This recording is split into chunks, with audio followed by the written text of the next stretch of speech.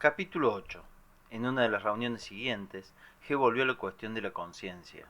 No se puede comprender ni las funciones psíquicas ni las físicas, dijo, salvo que se haya adaptado el hecho de que ambas pueden trabajar en estados diferentes de conciencia. Hay 4 estados de conciencia posibles para el hombre, recalcó la palabra hombre. Pero el hombre ordinario, o sea, el hombre número 1, 2 o 3, vive solamente en los 2 estados más bajos de conciencia. Los 2 estados de conciencia superiores le son inaccesibles, y aunque pueda tener chispazos de estos estados, es incapaz de comprenderlos, y los juzga desde el punto de vista de estos 2 estados de conciencia inferiores que le son habituales. El primero, el sueño, es el estado pasivo en el cual los hombres pasan un tercio y a menudo hasta la mitad de su vida. Y el segundo es el estado en que los hombres pasan la otra mitad de su vida, es en el cual caminan por las calles, escriben libros, conversan de asuntos sublimes, participan en la política, se matan los unos a los otros. Es un estado que ellos consideran como activo y que llaman de conciencia lúcida o estado de vigilia. Las expresiones conciencia lúcida o estado de vigilia parecen haber sido escogidas en broma, sobre todo si uno se da cuenta de lo que debe ser una conciencia lúcida y de lo que es en realidad el estado en el que el hombre vive y actúa. El tercer estado de conciencia es el recuerdo de sí, o conciencia de sí, o conciencia de su propio ser. Es habitualmente admitido que tenemos este estado de conciencia o que podemos tenerlo a voluntad. Nuestra ciencia y nuestra filosofía han pasado por alto el hecho de que no poseemos este estado de conciencia y que por sí solo nuestro deseo es incapaz de crearlo en nosotros mismos, sin importar cuán clara sea nuestra decisión. El cuarto estado de conciencia es la conciencia objetiva. En este estado, un hombre puede ver las cosas tal como son. Algunas veces, en sus estados inferiores de conciencia, puede tener chispazos de estados de conciencia superior. Las religiones de todos los pueblos contienen testimonios de la posibilidad de un estado de conciencia que califican como iluminación, o por otros varios nombres, y lo definen como indescriptible. Pero el único camino justo hacia la conciencia objetiva es a través del desarrollo de la conciencia de sí. Si a un hombre ordinario se le lleva artificialmente a un estado de conciencia objetiva y se le vuelve luego a su estado habitual, no recordará nada y pensará simplemente que por un lapso de tiempo había perdido el conocimiento. Pero en el estado de conciencia de sí, un hombre puede tener chispazos de conciencia objetiva y recordarlos. El cuarto estado de conciencia representa un estado totalmente diferente del anterior. Es el resultado de un crecimiento interior y de un largo y difícil trabajo sobre sí. Sin embargo, el tercer estado de conciencia constituye el derecho natural del hombre, tal cual es, y si el hombre no lo posee es únicamente porque sus condiciones de vida son anormales. Puede decirse sin exagerar nada que en la época actual el tercer estado de conciencia no aparece en el hombre, sino solo por chispazos muy breves y muy raros, y que este estado no puede convertirse en algo más o menos permanente, sino por medio de un entrenamiento especial. Para la gran mayoría de las personas, aun las cultas e intelectuales, el principal obstáculo en este camino para adquirir conciencia de sí es que creen que ya la poseen. En otras palabras, están totalmente convencidas de tener ya conciencia de sí mismas y de poseer todo lo que acompaña a este estado: individualidad en el sentido de un yo permanente e inmutable, voluntad, capacidad para hacer y así sucesivamente. Por tanto, es evidente que un hombre no se interesará por adquirir a través de un trabajo largo y difícil algo que en su opinión ya posee. Por el contrario, si se lo dice, pensará que usted está loco o que intenta explotar su credulidad para un provecho personal. Los 2 estados superiores de conciencia, la conciencia de sí y la conciencia objetiva, están ligados al funcionamiento de los centros superiores del hombre. Además de aquellos centros de los cuales hemos hablado, hay en el hombre otros 2 centros: el centro emocional superior y el centro intelectual superior. Estos centros están en nosotros, están plenamente desarrollados y trabajan todo el tiempo, pero su trabajo nunca llega a nuestra conciencia ordinaria. La razón debe buscarse en las propiedades especiales de nuestra pretendida conciencia lúcida. Para comprender la diferencia entre estados de conciencia, tenemos que regresar al primero, que es el sueño. Este es un estado de conciencia completamente subjetivo. Un hombre está sumergido en sus sueños, no importa si los recuerda o no, aun si al dormido le llegan algunas impresiones reales, tales como sonidos, voces, calor, frío, sensaciones de su propio cuerpo, no suscitan en él sino fantásticas imágenes subjetivas. Luego el hombre se despierta. A primera vista este es un estado de conciencia completamente diferente. Puede moverse, hablar con otras personas, hacer proyectos, ver peligros, evitarlos y así sucesivamente. Parece lógico pensar que se encuentra en una situación mejor que cuando estaba dormido, pero si profundizamos un poco más las cosas, si echamos una mirada dentro de su mundo interior, dentro de sus pensamientos, dentro de las causas de sus acciones, comprenderemos que está casi en el mismo estado que cuando estaba dormido. Y es peor aún, porque en el sueño él es pasivo, esto es, no puede hacer nada. Por el contrario, en el estado de vigilia puede hacer algo todo el tiempo y los resultados de sus acciones repercutirán sobre él y sobre lo que lo rodea. Y sin embargo no se recuerda a sí mismo, es una máquina, todo le sucede. No se puede detener el flujo de sus pensamientos, no puede controlar su imaginación, sus emociones, su atención. Vive en un mundo subjetivo de quiero, no quiero, me gusta, no me gusta, tengo ganas, no tengo ganas. Esto es, un mundo hecho de lo que él cree que le gusta o no le gusta, de lo que él cree que desea o no desea. No ve el mundo real está oculto por el muro de su imaginación. Vive en el sueño.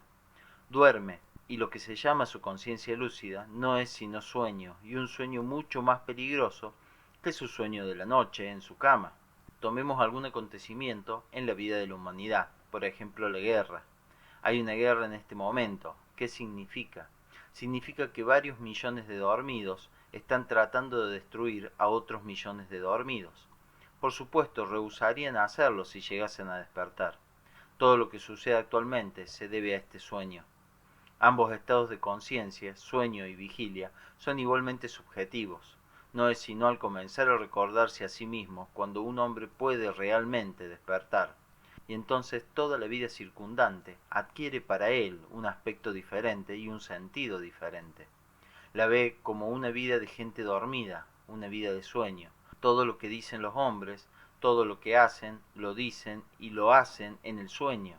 Nada de esto puede tener el menor valor. Solo el despertar y lo que lleva al despertar tiene un valor real. ¿Cuántas veces me han preguntado ustedes si no sería posible detener las guerras? Por supuesto, sería posible. Bastaría que la gente se despertase. Parece una cosa pequeña, sin embargo, es lo más difícil que puede haber, porque este sueño es inducido y mantenido por la totalidad de la vida circundante, por todas las condiciones del ambiente. ¿Cómo despertar? ¿Cómo escapar de este sueño? Estas preguntas son las más importantes, las más vitales que un hombre tiene que hacerse, pero antes de hacérselas debe convencerse del hecho mismo de su sueño. Mas solo es posible convencerse de esto tratando de despertar. Cuando un hombre haya comprendido que no se recuerda a sí mismo y que el recuerdo de sí significa un despertar hasta cierto punto, y cuando haya visto por experiencia lo difícil que es recordarse a sí mismo, entonces comprenderá que para despertar no basta desearlo. Diremos aún con más precisión que un hombre no puede despertarse por sí mismo. Pero si 20 hombres convienen en que el primero que se despierte despertará a los demás, ya tiene alguna posibilidad. Aun esto, sin embargo, es insuficiente, porque los 20 hombres pueden dormirse al mismo tiempo y soñar que están despertando. Por consiguiente, esto no basta. Hace falta más. Estos 20 hombres deben ser vigilados por un hombre que no está dormido o que no se duerme tan fácilmente como ellos, o que se duerme conscientemente cuando es posible, cuando de ello no resulte daño alguno, ni para él ni para los demás. Deben encontrar a un hombre de este género y contratarlo para que los despierte y no les permita volverse a dormir. Sin esto es imposible despertar. Esto es lo que hay que comprender. Es posible escribir bibliotecas enteras, inventar millones de teorías, y todo esto en sueño, sin ninguna posibilidad de despertar. Por el contrario, estas teorías y estos libros escritos o inventados por dormidos simplemente tendrán como efecto arrastrar a otros hombres al sueño.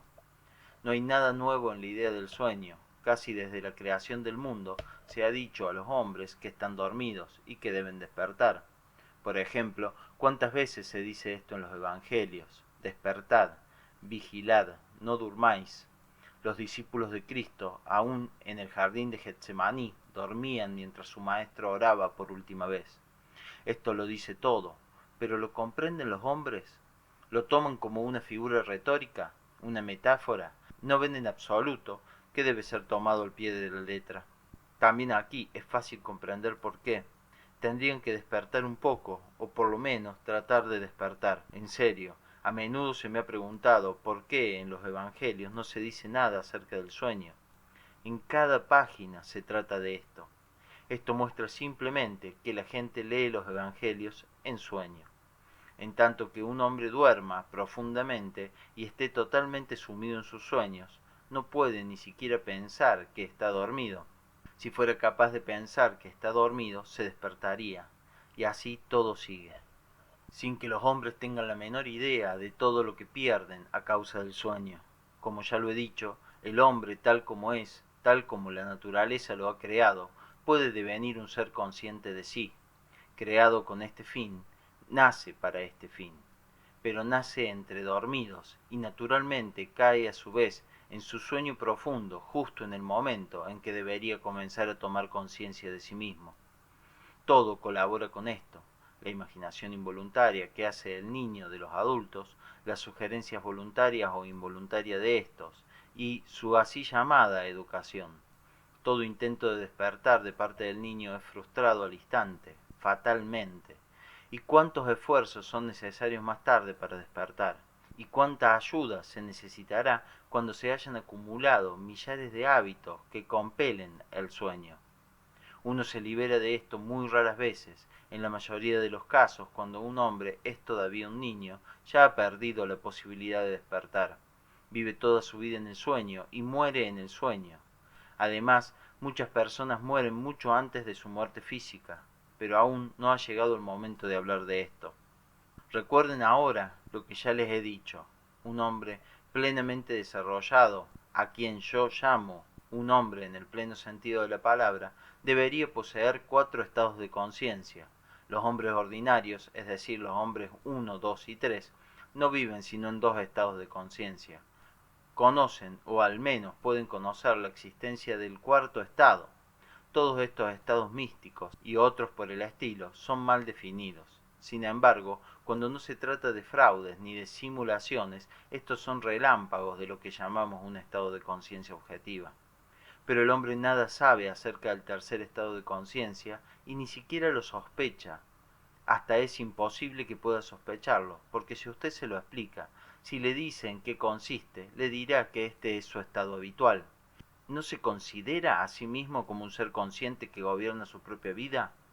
Los hechos lo contradicen, pero él lo considera accidentales o momentáneos, destinados a arreglarse de por sí. Al imaginarse que posee la conciencia de sí de algún modo, por derecho de nacimiento, no se le ocurrirá tratar de aproximarse a ella o de obtenerla. No obstante, en ausencia de la conciencia de sí, o del tercer estado de conciencia, el cuarto es imposible, salvo en raros destellos.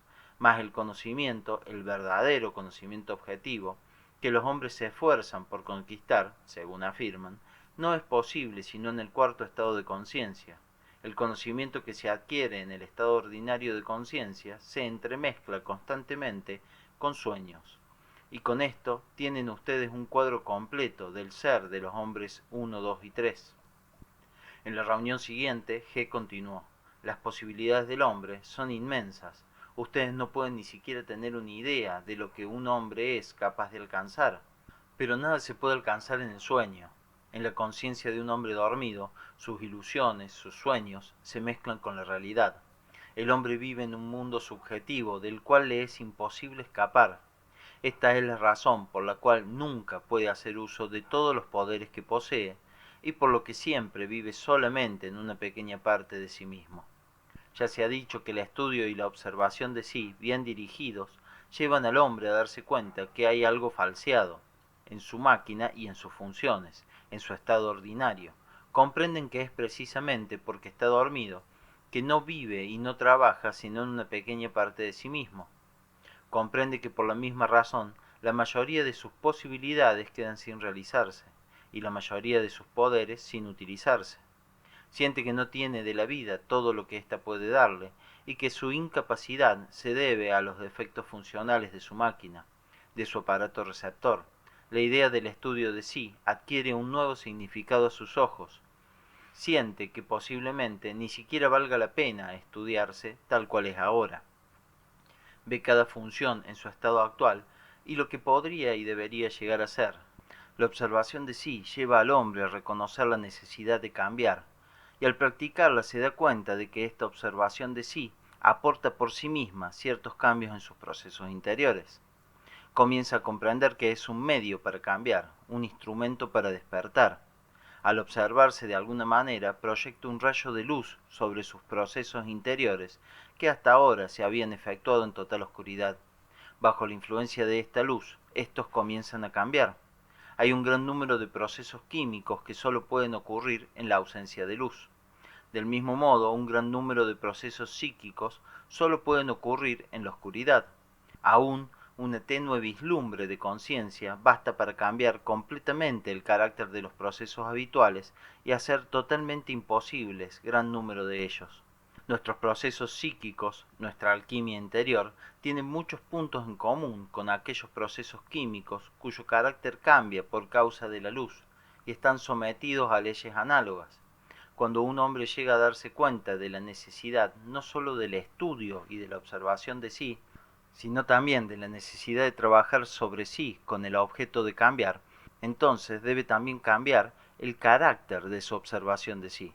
Hasta ahora no ha estudiado sino los detalles del trabajo de los centros, tratando solamente de constatar tal o cual fenómeno, esforzándose por ser un testigo imparcial. Ha estudiado el trabajo de la máquina. De ahora en adelante debe comenzar a verse a sí mismo, es decir, empezar ya a ver no sólo los detalles aislados, no sólo el trabajo de pequeñas palancas y pequeñas ruedas, sino todas las cosas tomadas en conjunto, este conjunto que él representa para los demás. Para este fin, un hombre debe ejercitarse en tomar, por así decirlo, fotografías mentales de sí mismo en momentos diferentes de su vida y en sus diferentes estados emocionales. Ya no fotografías de detalles, sino vistas globales. En otras palabras, estas fotografías deben contener simultáneamente todo lo que un hombre puede ver en sí mismo en un momento dado: emociones, humores, pensamientos, sensaciones, posturas, movimientos, tonos de voz, expresiones faciales y así sucesivamente. Si un hombre llega a tomar instantáneas interesantes, no tardará en obtener una verdadera colección de retratos de sí mismo, que tomados en conjunto le enseñarán claramente todo lo que él es. Pero es difícil lograr tomar estas fotografías en los momentos más interesantes. Es difícil captar las posturas, las expresiones faciales, las emociones y los pensamientos más característicos.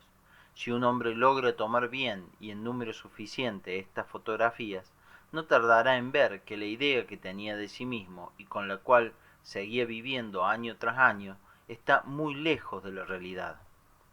En lugar del hombre que creía ser, verá otro completamente distinto.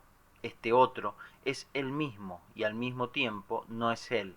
Es él tal como lo conocen los demás, tal como él se imagina y tal como aparecen sus acciones, palabras, etc.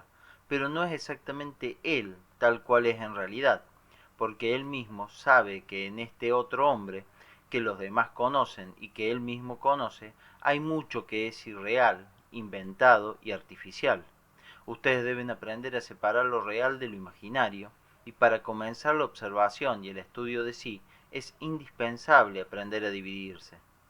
Un hombre debe darse cuenta de que en realidad está formado de dos hombres. Uno es el hombre que él llama yo, y a quien los otros llaman Upesky, Sakharov o Petrov. El otro es el verdadero él, el verdadero yo, que aparece en su vida solo por muy breves momentos y que solo puede llegar a ser firme y permanente después de un periodo de trabajo muy largo. Mientras un hombre se considere a sí mismo como una sola persona, seguirá siendo siempre tal cual es. Su trabajo interior comienza desde el instante en que empieza a experimentar en sí mismo la presencia de dos hombres. Uno es pasivo y lo más que puede hacer es observar y registrar lo que le sucede. El otro se llama a sí mismo yo, que es activo y habla de sí en primera persona. Es en realidad solo Upensky, Petrov o Sakharov. Esta es la primera realización que un hombre puede obtener. Tan pronto comience a pensar correctamente, ve que está por completo en poder de su Upensky, Petrov o Sakharov. No importa lo que él planee o piense hacer o decir, no es él, no es su yo, el que lo dirá o lo hará, sino su Upensky, Petrov o Sakharov. Y por supuesto, lo que ellos harán o dirán no tendrá nada en común con lo que su yo hubiese dicho o hecho, porque ellos mismos tienen su propia manera de sentir o de comprender las cosas, que puede a veces falsear y deformar completamente las intenciones originales del yo. Con respecto a esto, desde el primer momento de la observación de sí, al hombre le acecha un peligro preciso. Es yo el que comienza la observación, pero Upensky, Sakharov o Petrov se apoderan de inmediato de esta y son ellos los que la continúan. Y así desde el comienzo, Upensky, Sakharov o Petrov falsean algo, introducen un cambio que parece sin importancia, pero que en realidad altera todo radicalmente.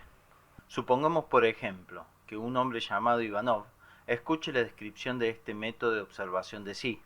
Se le ha dicho que un hombre debe dividirse a sí mismo, de un lado él, o yo, y del otro Upensky, Petrov o Sakharov. Entonces se divide literalmente como he dicho. Este es yo, se dice a sí mismo, y aquel es Upensky, Petrov o Sakharov. Nunca dirá Ivanov. Esto lo encuentra desagradable. De esta manera, inevitablemente, empleará cualquier otro apellido o nombre de pila. Además, llamará yo a lo que le gusta en él, o en todo caso, lo que encuentra de fuerte en él, mientras que llamará Upensky, Petrov o Sakharov a lo que no le gusta o considera como sus debilidades. Sobre esta base se pone a razonar completamente equivocado, por supuesto, ya que se engañó sobre el punto más importante al rehusar enfocar lo que él realmente es decir, Ivanov, y al no prestar atención sino a los imaginarios Upensky, Petrov o Sakharov. Es aún difícil imaginar lo mucho que detesta un hombre emplear su propio nombre cuando habla de sí en tercera persona. Hace todo lo posible por evitarlo. Se llama a sí mismo por otro nombre, como lo acabo de decir, o inventa para sí un nombre falso, un nombre por el cual nadie lo ha llamado jamás, ni lo llamará nunca, o se llama simplemente él, y así sucesivamente. Bajo este aspecto, no son excepción las personas que acostumbran llamarse en sus conversaciones mentales por su nombre de pila, su sobrenombre o diminutivos afectuosos.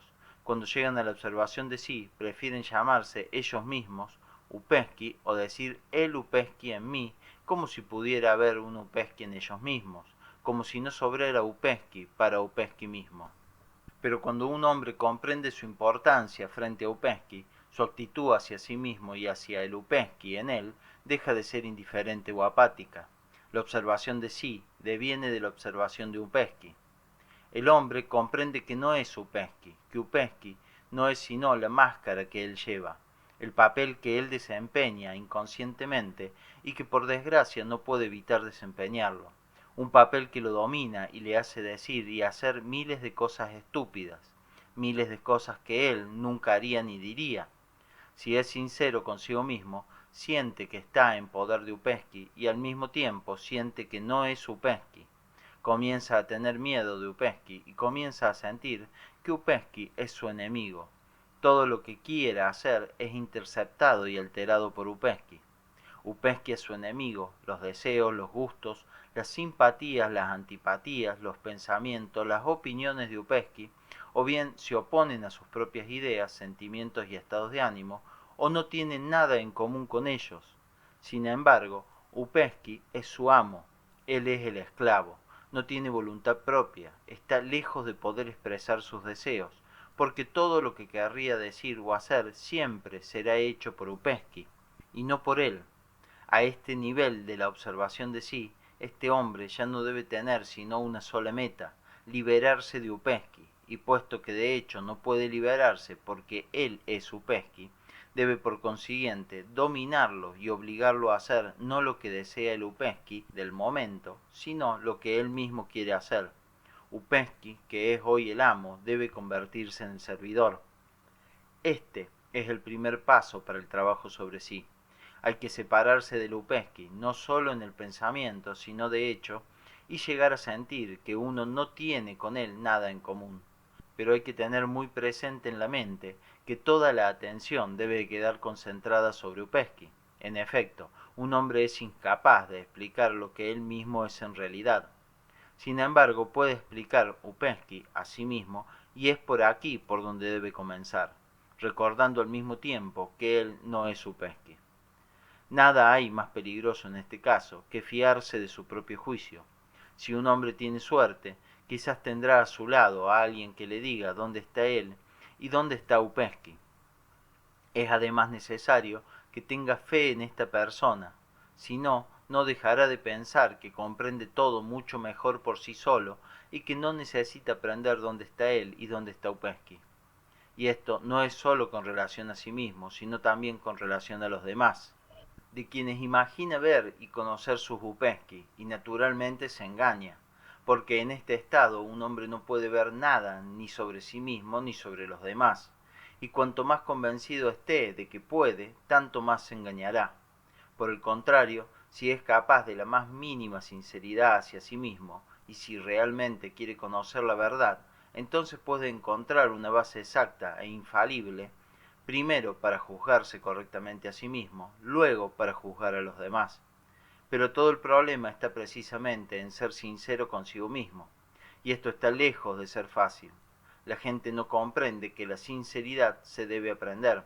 Se imagina que dependen de su deseo o de su decisión de ser sinceros o el no serlo. Pero, ¿cómo podría un hombre ser sincero consigo mismo, cuando este hombre sinceramente no ve lo que necesitaría ver en sí mismo?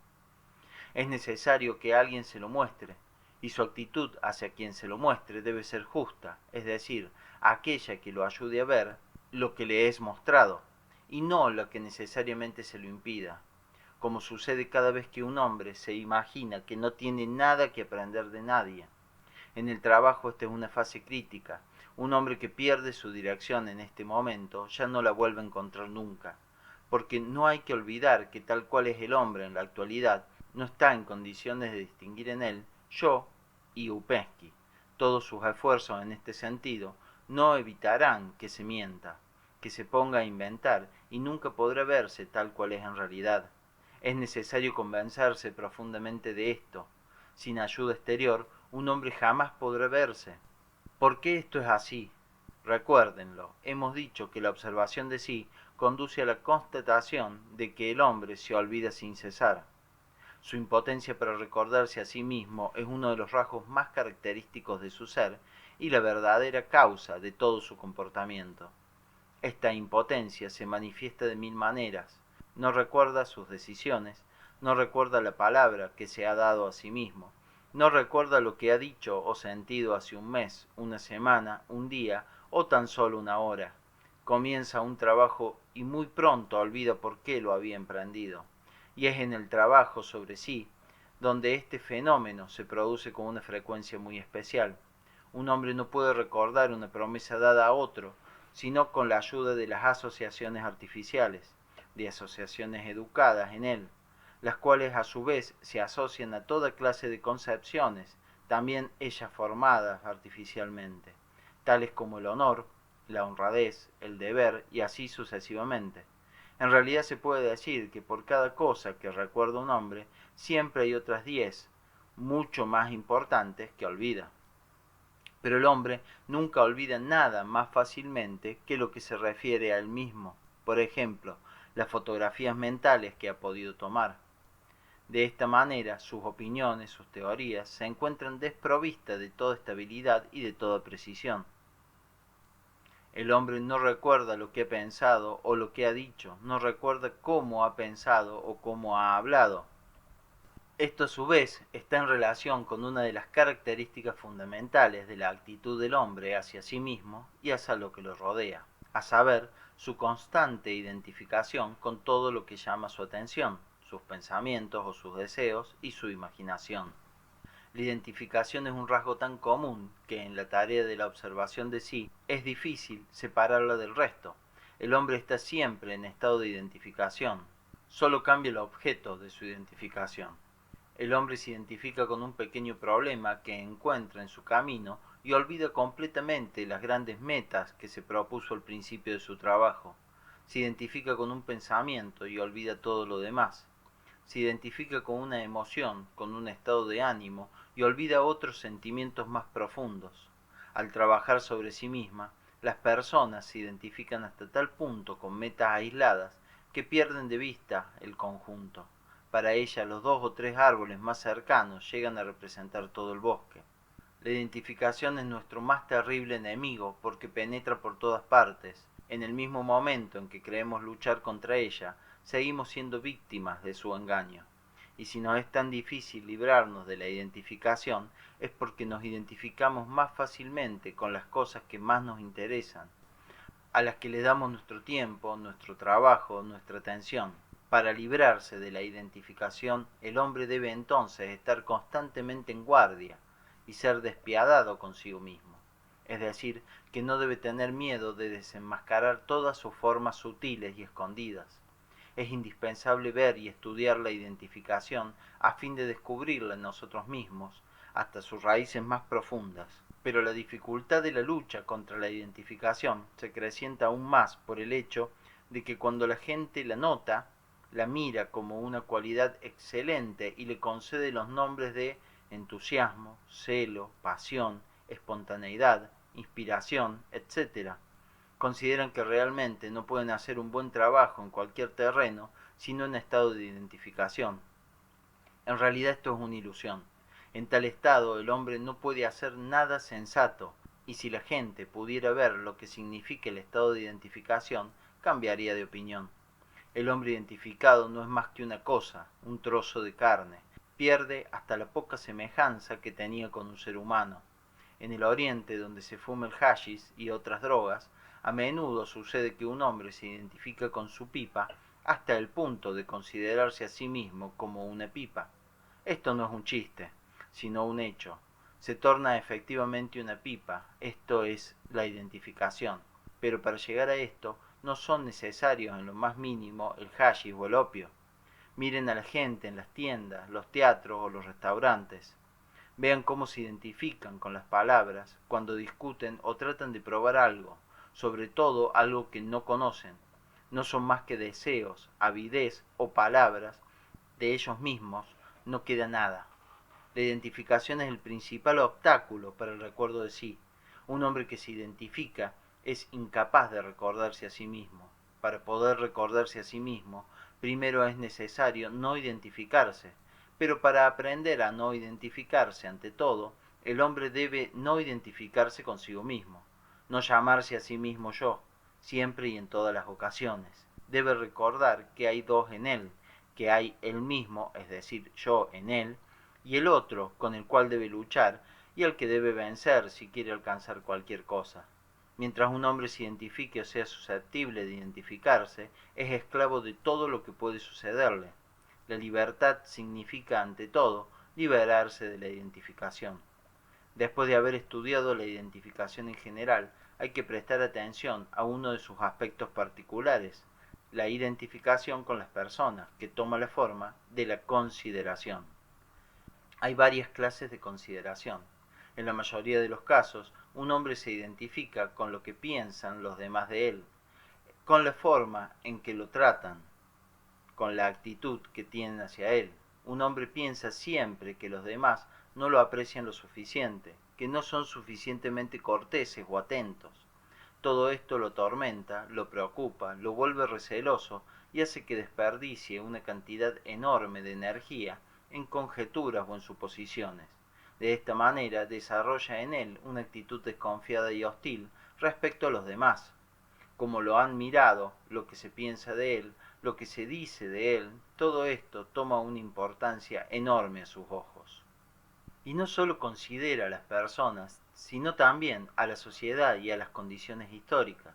Todo lo que a tal hombre le desagrada, le parece injusto, ilegítimo, falso e ilógico, siempre el punto de partida de su juicio es que las cosas pueden y deben ser cambiadas.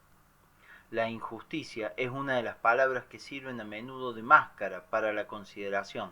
Cuando un hombre se convence de que lo que lo subleva es una injusticia, él deja de considerar equivaldría para él a reconciliarse con la injusticia. Hay personas capaces no sólo de considerar la injusticia o el poco caso que se le hace, sino de considerar aún el estado del tiempo. Esto parece ridículo, pero es un hecho. La gente es capaz de considerar el clima, el calor, el frío, la nieve, la lluvia. Pueden enojarse e indignarse contra el mal tiempo. El hombre toma todo de una manera personal, como si todo en el mundo hubiese sido dispuesto especialmente para complacerlo o por el contrario para causarle desagrado y fastidio. Todo esto no es sino una forma de identificación y se podrían citar muchas otras formas. Este tipo de consideración se basa enteramente en las exigencias. El hombre en su fuero interno exige que todo el mundo lo tome por alguien notable, a quien cada cual debería constantemente mostrar respeto, estima y admiración por su inteligencia, su belleza, su habilidad, su sentido del humor, su presencia de ánimo, su originalidad y todas sus otras cualidades. Estas exigencias se basan a su vez en la noción completamente fantástica que la gente tiene de sí misma, lo que sucede muy a menudo aún con personas de apariencia muy modesta. En cuanto a los escritores, actores, músicos, artistas y políticos, son casi sin excepción unos enfermos. ¿Y de qué sufren? Ante todo de una extraordinaria opinión de sí mismo, luego de exigencias y finalmente de consideración, es decir, una predisposición para ofenderse por la menor falta de comprensión o de apreciación.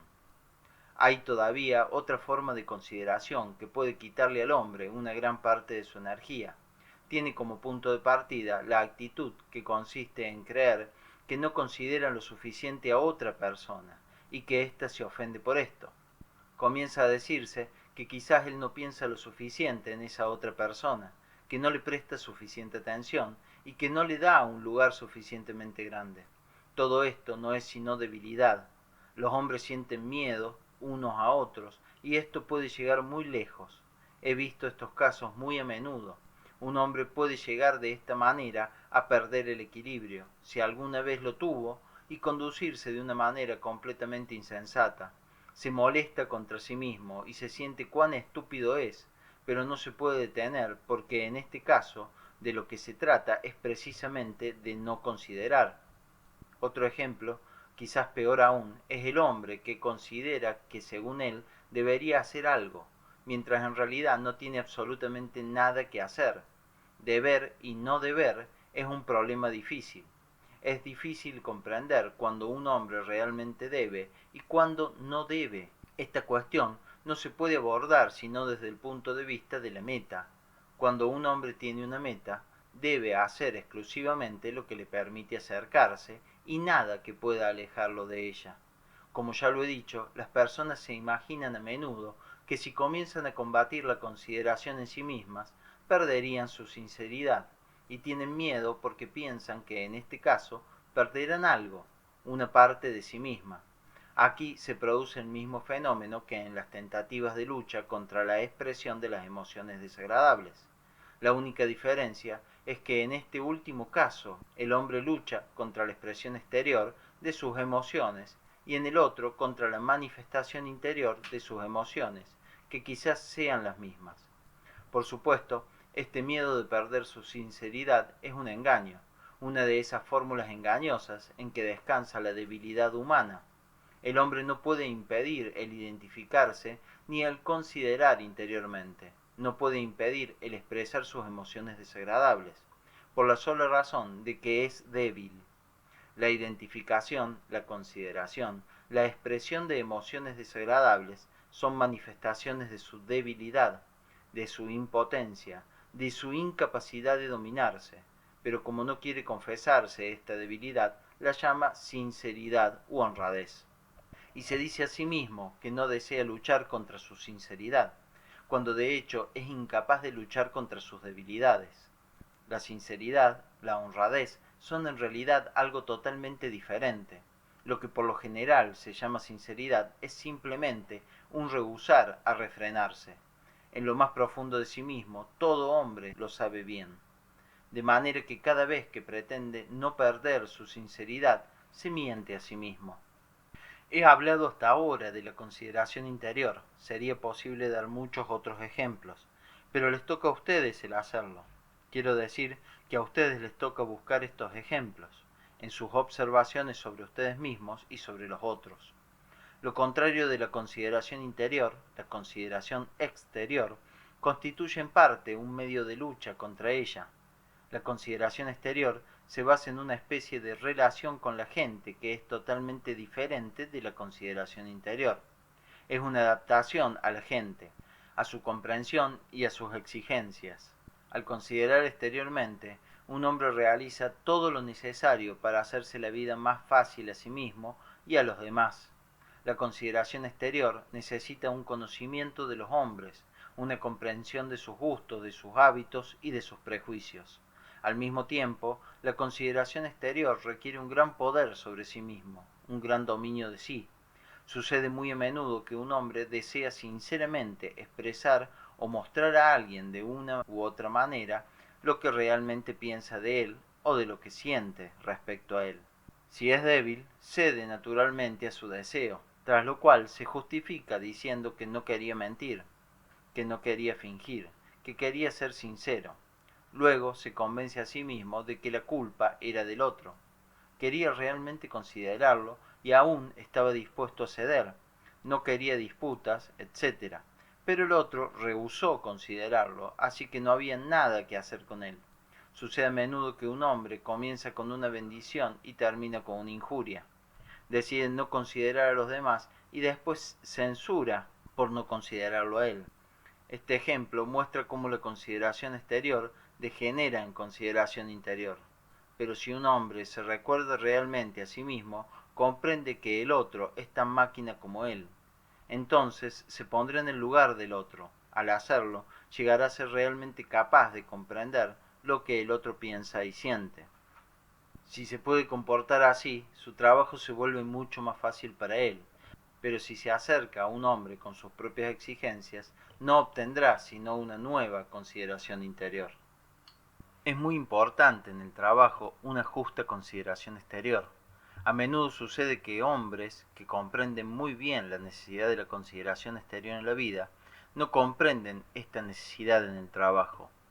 Deciden que justamente porque trabajan sobre sí mismos, tienen el derecho de no considerar, mientras que en realidad en el trabajo, es decir, para que éste sea eficaz, es necesario 10 veces más consideración exterior que en la vida corriente, porque solamente la consideración exterior del alumno puede mostrar su valoración y su comprensión del trabajo.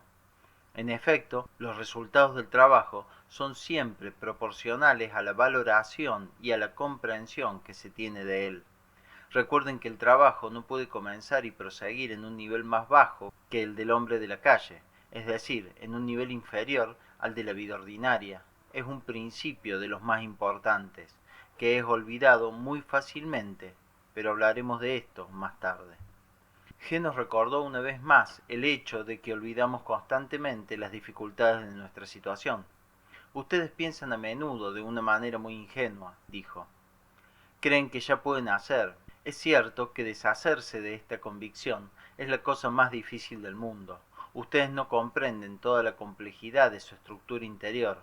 No se dan cuenta de que cada esfuerzo, además de los resultados deseados, si es que los produce, trae miles de resultados inesperados, a menudo indeseables. Por ende, olvidan constantemente, y aquí mismo está su más grave error, que no comienzan por el principio, con una linda máquina completamente nueva y limpia. Hay detrás de cada uno años de vida errónea y estúpida. Siempre han cedido a sus debilidades, siempre han cerrado los ojos a sus errores, tratando de evitar toda verdad desagradable, mintiéndose a sí mismos constantemente, justificándose, culpando a los demás y así sucesivamente. Es inevitable que todo esto haya dañado su máquina. Por otro lado, está sucia, oxidada en varios sitios. Por otro lado, su mal funcionamiento ha hecho surgir dispositivos artificiales. Estos dispositivos artificiales se opondrán a cada instante a sus buenas intenciones. Se llaman topes. Tope es un término que necesita una explicación especial. Todos saben lo que son los topes de los vagones de ferrocarril, aparatos amortiguadores de choques. En la ausencia de estos topes, los menores choques de un vagón contra el otro podrían ser muy desagradables y peligrosos. Los topes atenúan los efectos de estos choques y los hacen imperceptibles. En el hombre existen dispositivos exactamente análogos. No son creados por la naturaleza, sino por el hombre mismo, aunque involuntariamente. En su origen se encuentran las múltiples contradicciones de sus opiniones, de sus sentimientos, de sus simpatías, de lo que dice, de lo que hace. Si un hombre tuviese que sentir durante su vida entera todas las contradicciones que están en él, no podría vivir ni actuar tan tranquilamente como ahora. Sin cesar se producirían en él fricciones. Sus inquietudes no lo dejarían reposar nunca. No podemos ver cuán contradictorios y hostiles entre sí son los diferentes yoes que forman nuestra personalidad.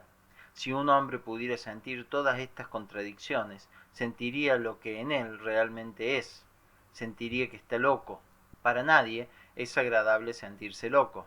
Además, tal pensamiento priva al hombre de su confianza en sí mismo, debilita su energía, frustra su respeto de sí mismo. De una manera u otra tiene entonces que dominar este pensamiento o desterrarlo. O bien tiene que destruir sus contradicciones o dejar de verlas y de sufrirlas. Un hombre no puede destruir sus contradicciones, pero deja de sentirlas cuando los topes aparecen en él. A partir de entonces ya no siente los impactos que resultan del choque entre perspectivas, emociones y palabras contradictorias.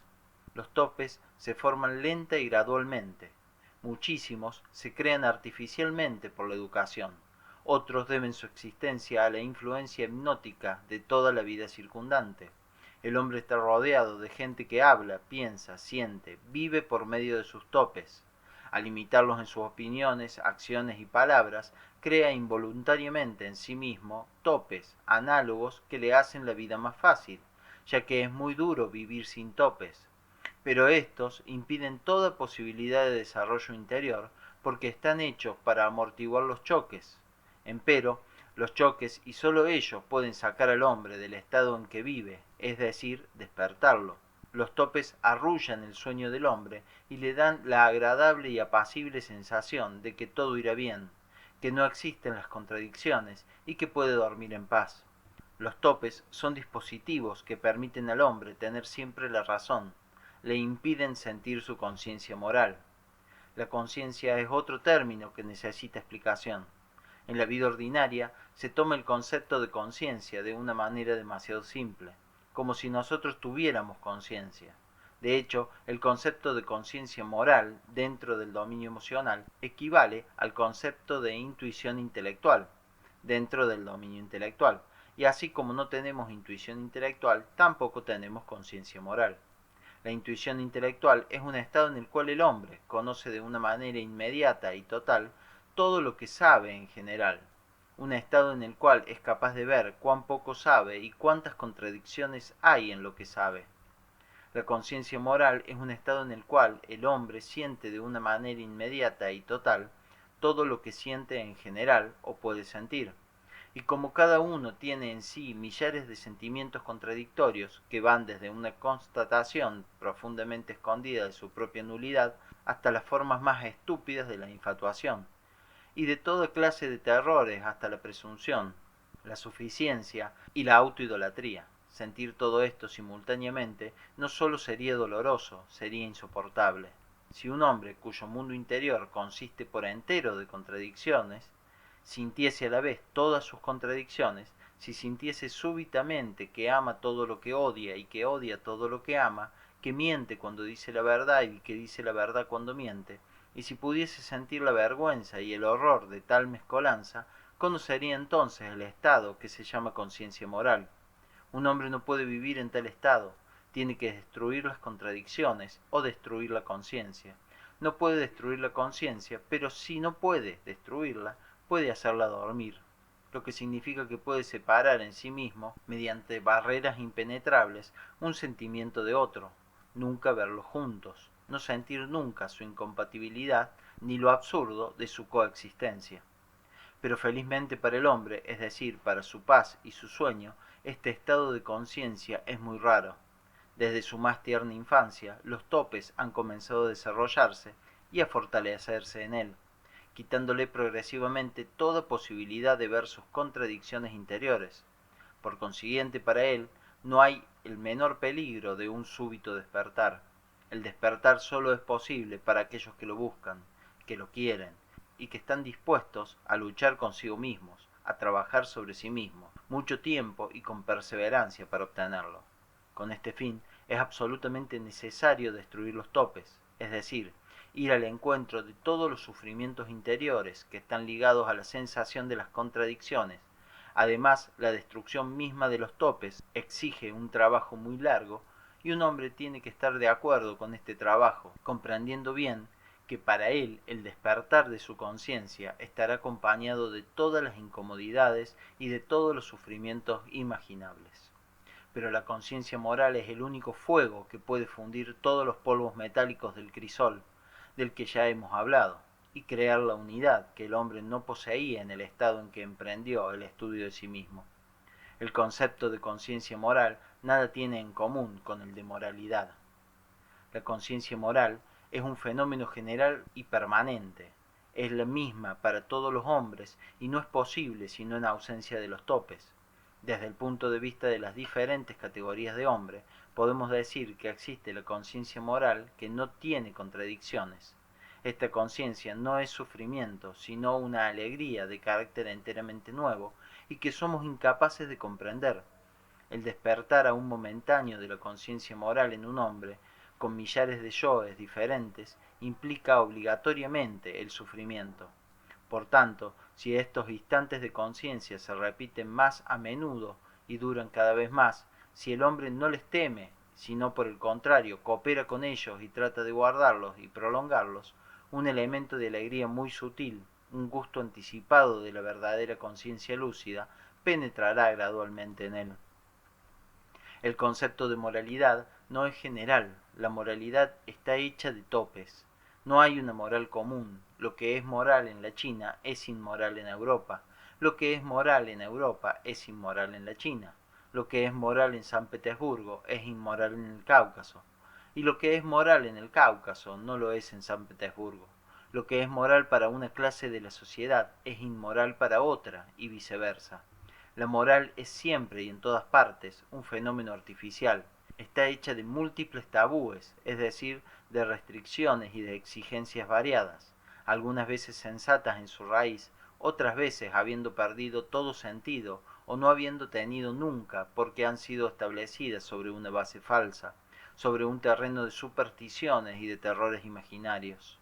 La moralidad está hecha de topes, y puesto que hay topes de todas clases y como las condiciones de vida varían considerablemente en los diferentes países, en diferentes épocas y entre distintas clases sociales, la moral así establecida es también muy diversa y contradictoria. No existe una moral común a todos. Asimismo, es imposible decir que hay una sola moral para toda Europa. Por ejemplo, se dice algunas veces que la moral europea es la moral cristiana. Pero ante todo, la idea de moral cristiana admite en sí misma un número muy grande de interpretaciones y muchos crímenes han sido justificados por esta moral cristiana.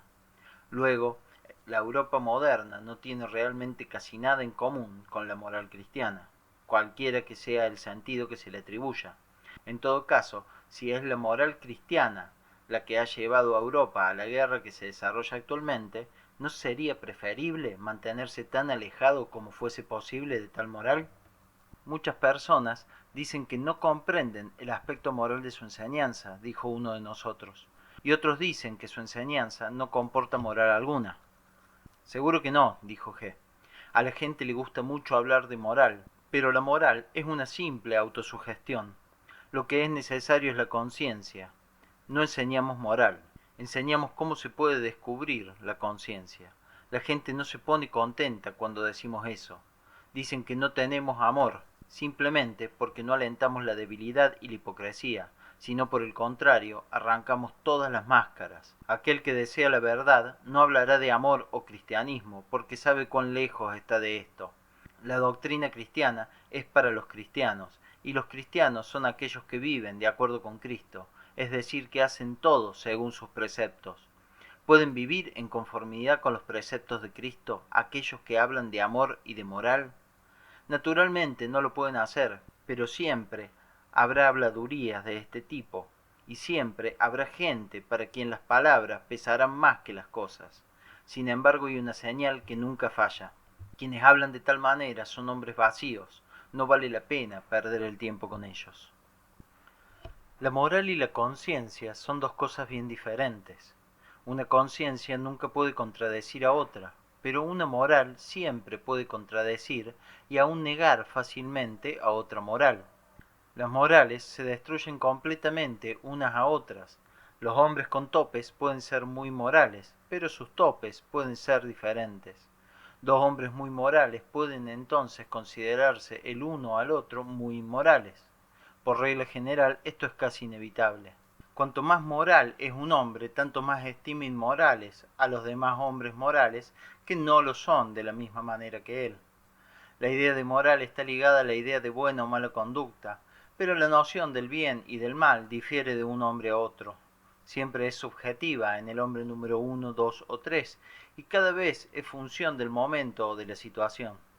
El hombre subjetivo no puede tener una concepción general del bien y del mal. Para el hombre subjetivo, el mal es todo lo que se opone a sus deseos, a sus intereses o a su concepción del bien. Se puede decir que para el hombre subjetivo, el mal en realidad no existe. Para él no existe sino diversas concepciones del bien. Nadie jamás hace nada deliberadamente por servir al mal, por amor al mal. Cada uno actúa por servir al bien como él lo entiende, pero cada uno lo entiende de diferente manera. Por consiguiente, los hombres se despedazan y se asesinan por servir al bien. La razón es siempre la misma, su ignorancia y el profundo sueño en que viven. Esto es tan evidente que aún parece extraño que la gente no piense en ello. En todo caso, el hecho es que no pueden llegar a esta comprensión, y cada uno considera su bien como el único bien, y todo el resto como el mal. Sería ingenuo y perfectamente vano el alimentar la esperanza de que los hombres pudieran comprender alguna vez y desarrollar en ellos una idea general e idéntica del bien. ¿Pero no existe el bien y el mal por sí mismos fuera del hombre?, preguntó uno de los presentes. Sí, dijo G, solamente que esto está muy lejos de nosotros y no vale la pena perder nuestro tiempo tratando de comprenderlo ahora. Recuerden simplemente esto, la única posible y permanente idea del bien y del mal para el hombre está ligada a la idea de la evolución. Por supuesto, no a la idea de la evolución mecánica, sino a la idea del desarrollo del hombre por sus esfuerzos conscientes, por el cambio de su ser, por la creación de la unidad en él y por la formación de un yo permanente. No se puede formar en el hombre una idea permanente del bien y del mal si no está puesta en relación con una meta permanente y una comprensión permanente. Si un hombre comprende que está dormido y si tiene deseo de despertar, todo cuanto pueda ayudarle será el bien, y todo cuanto obstaculice su camino, todo cuanto tienda a prolongar su sueño, será el mal. De la misma manera, él podrá discernir exactamente lo que es bueno y malo para los demás. Lo que les ayuda a despertar es bueno, lo que se los impide es malo. Pero solo es así para aquellos que quieren despertarse, es decir, para aquellos que comprenden que están dormidos. Los que no se dan cuenta que están dormidos y que no pueden tener deseos de despertar, no pueden tener la comprensión del bien y del mal. Y como en su inmensa mayoría las personas no se dan cuenta y jamás se darán cuenta de que están dormidas, nunca podrán existir para ellas el bien y el mal. Esto contradice las ideas generalmente aceptadas. La gente tiene el hábito de pensar que el bien y el mal deben ser el bien y el mal para todo el mundo, y sobre todo, que el bien y el mal existe para todo el mundo. En realidad el bien y el mal no existe sino para un pequeño número, para aquellos que tienen una meta y se dirigen hacia esta meta. Entonces para ellos lo que va en contra de su meta es el mal y lo que les ayuda es el bien. Pero la mayoría de los durmientes dirán naturalmente que tienen una meta y que siguen una dirección definida. Para un hombre el darse cuenta de que no tiene meta y de que no va a ninguna parte es el signo de que se aproxima a un despertar. Es el signo que el despertar llega a ser realmente posible para él. El despertar de un hombre empieza en el instante en que se da cuenta de que no va a ninguna parte y de que no sabe a dónde ir. Como ya hemos dicho, los hombres se atribuyen un gran número de cualidades que en realidad no pueden pertenecer sino a aquellos que han alcanzado un grado más elevado de desarrollo y un grado más elevado de evolución que lo de los hombres número 1, 2 y 3.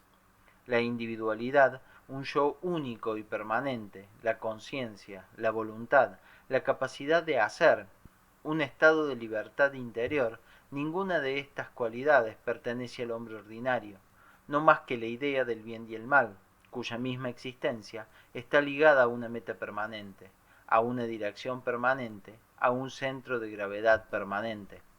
La idea del bien y del mal algunas veces está ligada con la idea de la verdad y la mentira, pero para el hombre ordinario la verdad y la mentira no existen más de lo que existen el bien y el mal. La verdad permanente y la mentira permanente solo pueden existir para un hombre permanente. Si un hombre cambia continuamente, la verdad y la mentira también cambiarán continuamente para él. Si a cada momento cada hombre está en un estado diferente, sus concepciones de la verdad serán tan diversas como sus concepciones del bien. Un hombre nunca se da cuenta de la forma en que comienza a ver como verdadero lo que ayer consideraba como falso y viceversa. No se da cuenta de estos cambios, en la misma forma de que no se da cuenta de la transición de uno de sus yoes a otro. En la vida de un hombre ordinario, la verdad y la mentira no tienen ningún valor moral, porque un hombre nunca puede atenerse a una verdad única. Su verdad cambia. Si durante cierto tiempo ésta no cambia, es simplemente porque está mantenida por los topes. Y un hombre nunca puede decir la verdad. Algunas veces se dice la verdad, otras veces se dice una mentira. Por consiguiente, su verdad y su mentira están igualmente desprovistas de valor. Ni una ni otra dependen de él, ambas dependen del accidente. Y esto no es menos verdadero en lo que concierne a las palabras de un hombre, a sus pensamientos, a sus sentimientos, a sus concepciones de la verdad y de la mentira. Para comprender la interdependencia de la verdad y de la mentira en su vida, un hombre debe llegar a comprender su mentira interior, las mentiras incesantes que se dice a sí mismo. Estas mentiras son producidas por los topes. Para llegar a destruir las mentiras que inconscientemente se fabrica a sí mismo, así como las que inconscientemente presenta a los demás, los topes deben ser destruidos. Pero el hombre no puede vivir sin topes. Estos gobiernan automáticamente todas sus acciones, todas sus palabras, todos sus pensamientos y todos sus sentimientos. Si los topes fuesen destruidos, desaparecería todo el control. Un hombre no puede existir sin control, aunque solo se trate de un control automático. Solo un hombre que posee la voluntad, es decir, un control consciente, puede vivir sin topes. Por consiguiente, si un hombre comienza a destruir los topes en sí mismo, debe al mismo tiempo desarrollar una voluntad, y como la voluntad no puede ser creada a pedido, ya que esto requiere tiempo, el hombre corre riesgo de encontrarse abandonado, con sus topes demolidos y con una voluntad aún no suficientemente fuerte. Entonces la única posibilidad que podría tener en esta fase crítica es de ser controlado por otra voluntad ya fortalecida. Es por esta razón por lo que en el trabajo de escuela, que trae consigo la destrucción de los topes, un hombre debe estar dispuesto a someterse a la voluntad de otro, mientras que su propia voluntad no esté todavía plenamente desarrollada. En general, el problema de esta subordinación a la voluntad de otro hombre es lo primero que se estudia.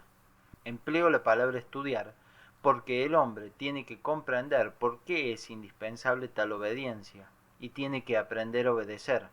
Esto no es nada fácil. Un hombre que comienza el trabajo del estudio de sí con la meta de llegar a un control sobre sí mismo, todavía está acostumbrado a creer en el valor de sus propias decisiones. El mismo hecho que haya visto la necesidad de cambiarse le muestra que sus decisiones son correctas y refuerza la creencia que pone en ellas. Pero cuando comienza a trabajar sobre sí mismo, un hombre tiene que abandonar sus propias decisiones, tiene que sacrificar sus propias decisiones, porque de otro modo la voluntad del hombre que dirige su trabajo no podría controlar sus acciones. En las escuelas del camino religioso, la primera exigencia es la obediencia, es decir, la sumisión total y absoluta, pero sin comprensión. Las escuelas del cuarto camino exigen, antes que nada, la comprensión. Los resultados de los esfuerzos son siempre proporcionales a la comprensión. El renunciamiento a sus propias decisiones, la sumisión a la voluntad de otro, pueden presentar dificultades insuperables para un hombre, si no ha llegado a darse cuenta de antemano que de esta manera no sacrifica ni cambia nada, realmente nada en su vida, ya que toda su vida él ha estado sometido a alguna voluntad ajena y que realmente nunca ha tomado ninguna decisión por sí mismo. Pero el hombre no es consciente de esto, considera que tiene el derecho de escoger libremente. Le es duro renunciar a la ilusión de que él mismo dirige y organiza su vida. Sin embargo, no hay trabajo posible sobre sí mientras no se haya liberado de esta ilusión. El hombre debe darse cuenta de que él no existe. Debe darse cuenta de que no puede perder nada porque no tiene nada que perder. Debe darse cuenta de su nadidad en el sentido más fuerte de esta palabra. Este conocimiento de su propia nadidad, y sólo ello, puede acabar con el miedo de someterse a la voluntad de otro. Aunque parezca muy extraño, este miedo es en realidad uno de los más grandes obstáculos que encuentra el hombre en el camino. El hombre teme que le hagan cosas contrarias a sus principios, a sus concepciones, a sus ideas. Además, este temor produce de inmediato en él la ilusión de que realmente tiene principios, concepciones y convicciones, que en realidad nunca ha tenido ni sería capaz de tener. Un hombre que durante toda su vida nunca se ha preocupado por lo moral, de repente se espanta con la idea de que le harán hacer algo inmoral. Un hombre que nunca se ha ocupado de su salud y que ha hecho todo lo posible por arruinarla, comienza a temer que se verá forzado a hacer algo que le pueda hacer daño. Un hombre que por todas partes durante toda su vida ha mentido a todo el mundo de la manera más descarada, tiembla al pensar que se le puede pedir que mienta. Conocí a un borracho que a lo que más temía en el mundo era que se le hiciera beber. Muy a menudo el miedo de someterse a la voluntad de otro se manifiesta en forma tal que nada puede lograrse. El hombre no comprende que la subordinación a la voluntad de otro, a la cual se adherirá conscientemente, es el único camino que puede conducirlo a la adquisición de una voluntad propia. La vez siguiente, G regresó a la cuestión de la voluntad. La cuestión de la voluntad, de nuestra propia voluntad y de la voluntad de otro hombre, dijo él, es mucho más compleja de lo que parece a primera vista. Un hombre no tiene suficiente voluntad para hacer, es decir, para dominarse a sí mismo y controlar sus acciones, pero tiene suficiente voluntad para obedecer a otra persona, y sólo de esta manera puede escapar a la ley del accidente. No hay otro camino. Ya he hablado del destino y del accidente en la vida del hombre. Examinemos ahora en detalle el sentido de estas palabras. El destino mismo existe, pero no para todo el mundo. La mayoría de la gente está separada de su destino y vive solamente bajo la ley del accidente. El destino es el resultado de las influencias planetarias que corresponden a un tipo de hombre dado. Hablaremos de los tipos más adelante. Mientras tanto, comprendan esto. El hombre puede tener el destino que corresponda a su tipo, pero prácticamente no lo tiene nunca.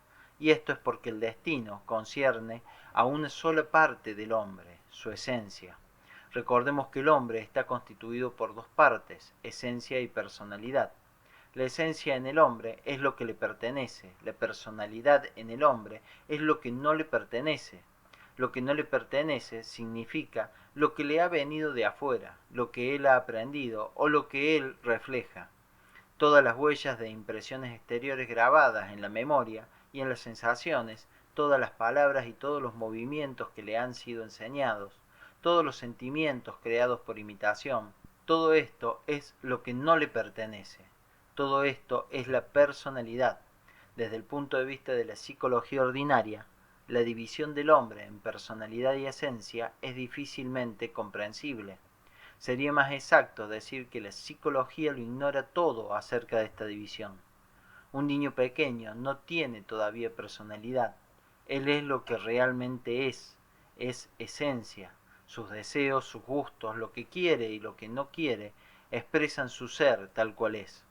Pero tan pronto interviene aquello que llamamos educación, la personalidad comienza a crecer. La personalidad se forma en parte bajo la acción de influencias intencionales, es decir, de la educación, y en parte por el hecho de la involuntaria imitación de los adultos por el niño mismo. En la formación de la personalidad también desempeña un gran papel la resistencia del niño a los que le rodean y sus esfuerzos por disimular ante ellos lo que le pertenece y lo que es real. La esencia es la verdad en el hombre, la personalidad es la mentira. Pero a medida que aumenta la personalidad, la esencia se va manifestando más y más raramente y más débilmente. Aún muchas veces la esencia se detiene en su crecimiento a una edad muy temprana y no puede crecer más. Muy a menudo ocurre que el desarrollo de la esencia de un adulto, aún de un hombre muy intelectual, o en el sentido corriente de la palabra, muy culto, se ha detenido al nivel de desarrollo de un niño de 5 a 6 años. Esto significa que nada de lo que vemos en este hombre le pertenece en realidad. Lo que le pertenece, lo que le es propio, es decir, su esencia, se manifiesta habitualmente solo en sus instintos y en sus emociones más simples. Sin embargo, en ciertos casos, la esencia puede crecer paralelamente a la personalidad. Tales casos representan muy raras excepciones, especialmente en las condiciones de vida de los hombres cultos. La esencia tiene más oportunidades para desarrollarse en los hombres que viven en el estrecho contacto con la naturaleza, en condiciones difíciles en las cuales es necesario constantemente combatir y superar los peligros. Mas como regla general, la personalidad de tales hombres está muy poco desarrollada. Tienen más de lo que realmente les pertenece, pero están casi desprovistos de lo que no les pertenece. En otros términos, les falta educación e instrucción, les falta cultura. La cultura crea la personalidad, al mismo tiempo es también producto y el resultado de esta última. No nos damos cuenta de que toda nuestra vida, todo lo que llamamos civilización, ciencia, filosofía, arte, política, son creaciones de la personalidad, es decir, de todo lo que en el hombre no le pertenece.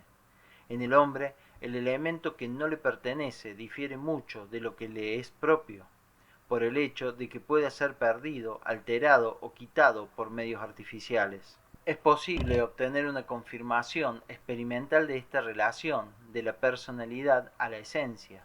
En las escuelas del Oriente se conocen medios y métodos mediante los cuales se puede separar la esencia y la personalidad de un hombre. Con este fin se sirven a veces del hipnotismo o de narcóticos especiales, otras veces de ciertas clases de ejercicios.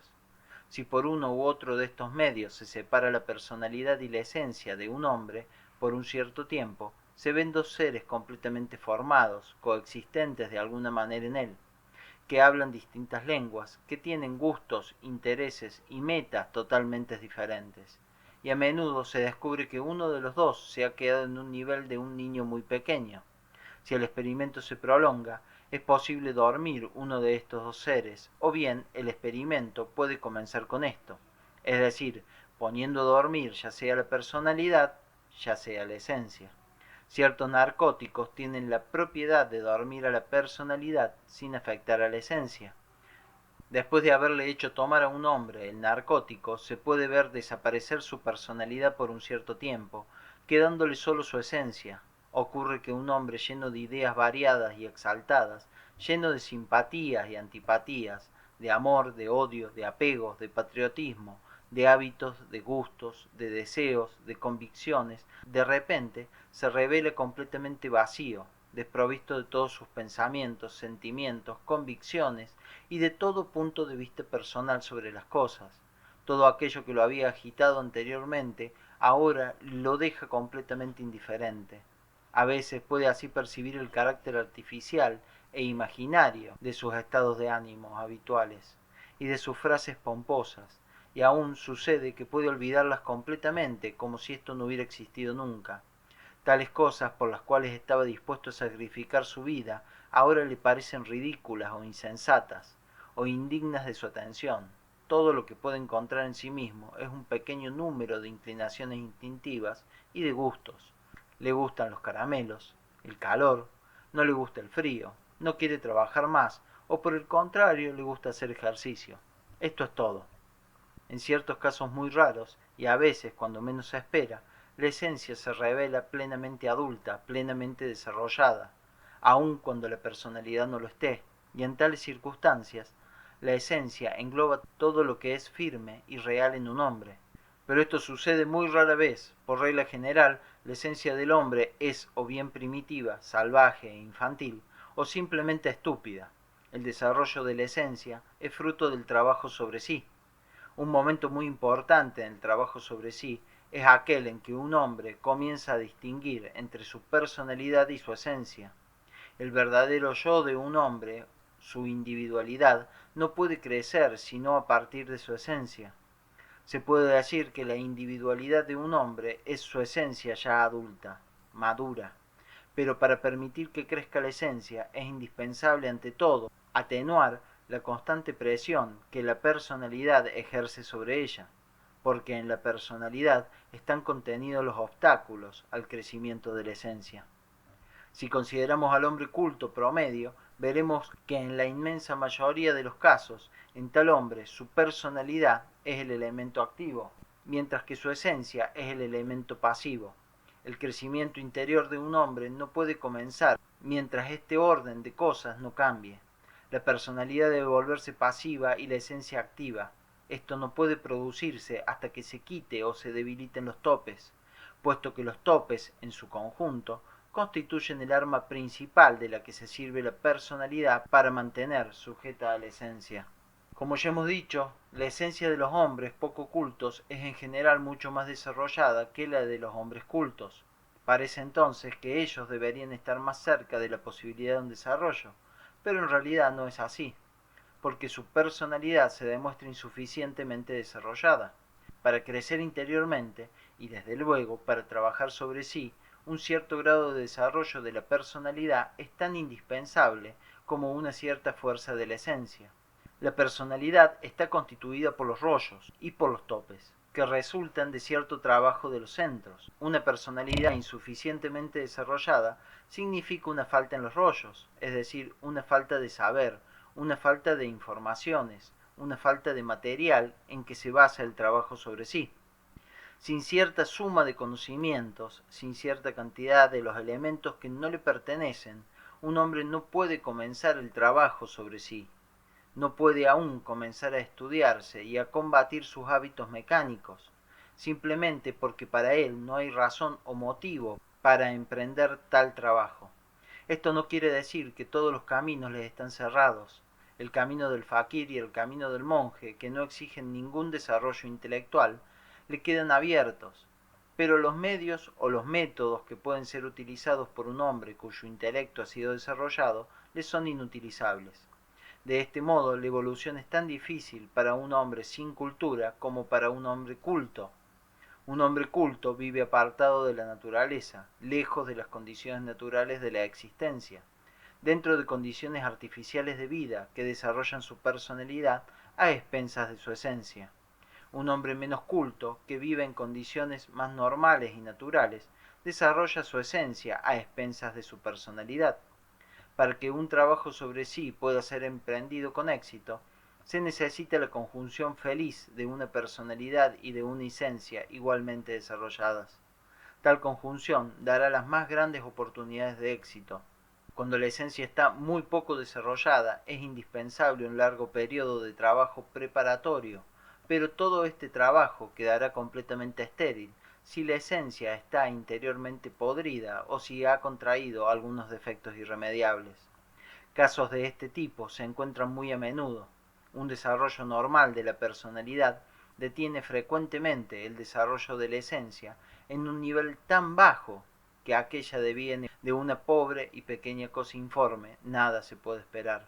Además, sucede a menudo que la esencia de un hombre muere mientras que su personalidad y su cuerpo permanecen vivos. Casi todas las personas que vemos en la calle de una gran ciudad son así, interiormente vacías. En realidad están ya muertas. Es una suerte para nosotros que no lo veamos y que no sepamos nada de ello. Si supiésemos cuántos hombres están ya muertos y cuán numerosos son los cadáveres que gobiernan nuestras vidas, el espectáculo de este horror nos haría perder la razón.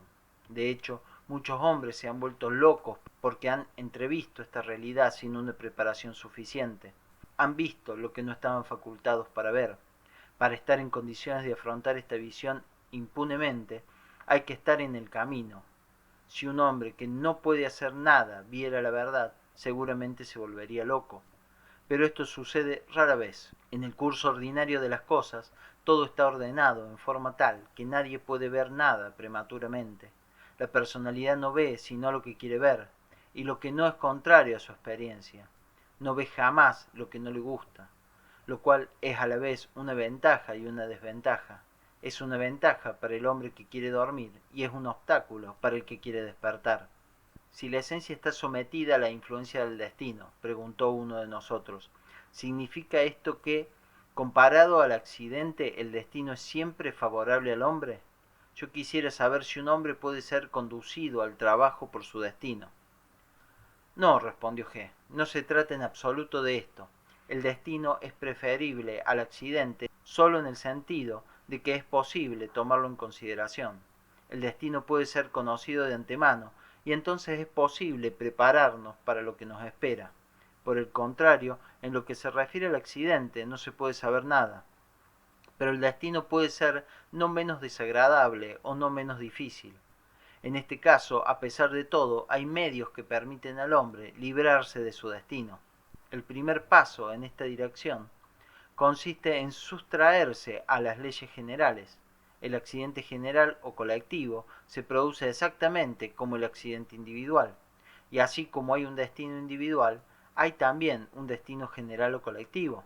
El accidente colectivo y el destino colectivo están gobernados por las leyes generales. Un hombre deseoso de crearse una individualidad propia debe entonces librarse de las leyes generales. Las leyes generales no son todas ellas obligatorias para el hombre. Él puede librarse de un gran número de estas si llega a librarse de topes y de la imaginación. Todo esto se conecta a este problema fundamental: ¿cómo librarse de la personalidad? La personalidad encuentra su alimento en la imaginación y la mentira.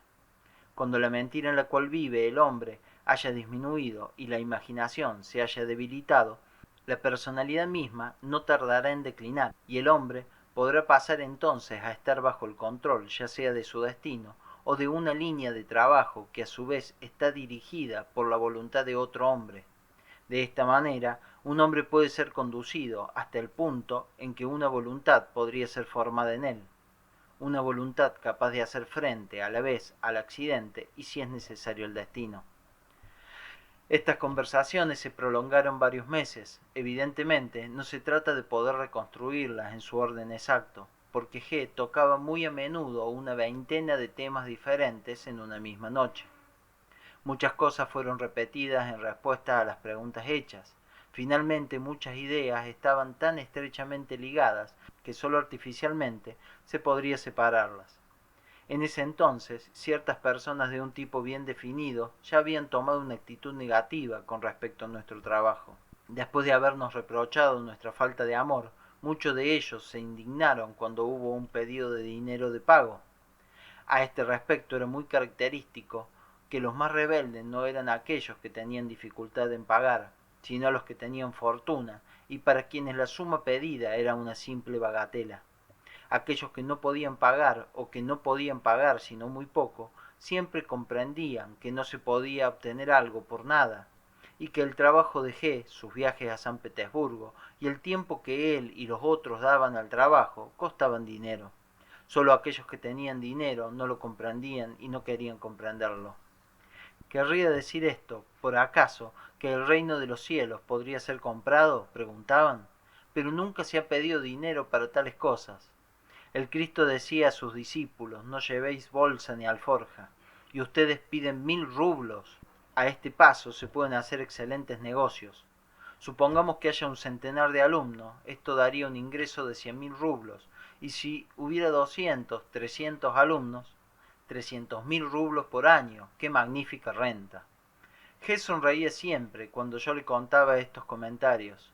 No llevéis bolsa ni alforja, pero ¿no hay que tomar de todos modos un boleto de ferrocarril y pagar el hotel? Vean su mentira y su hipocresía. No, aun si no tuviésemos ninguna necesidad de dinero, sería todavía necesario mantener esta exigencia. Desde el comienzo, esto nos desembarazaría de una cantidad de gente inútil. No hay nada que muestre mejor a la gente que su actitud hacia el dinero. Están listos a despilfarrar tanto y más para sus fantasías personales, pero no tienen ninguna apreciación del trabajo de otro. Quizás yo debo trabajar para ellos y gratuitamente darles todo lo que se dignen tomar de mí. ¿Cómo puede comerciarse con el conocimiento? ¿Debe ser regalado?, dicen ellos. Es precisamente por esta razón por lo que es necesario hacerles pagar. Hay quienes jamás pasarán esta barrera, pero si la pasan, esto significa que nunca pasarán las otras. Y estas no son las únicas razones. Más tarde ustedes lo verán. Estas otras razones eran muy sencillas. Eran numerosos los que de hecho no podían pagar, y aunque G siempre había mantenido el principio muy estrictamente, en realidad nunca rechazaba a un alumno porque éste no tuviera dinero, y se descubrió más tarde que él mismo sostenía un gran número de alumnos. Aquellos que pagaban 1000 rublos pagaban no solamente por ellos mismos, sino por los otros.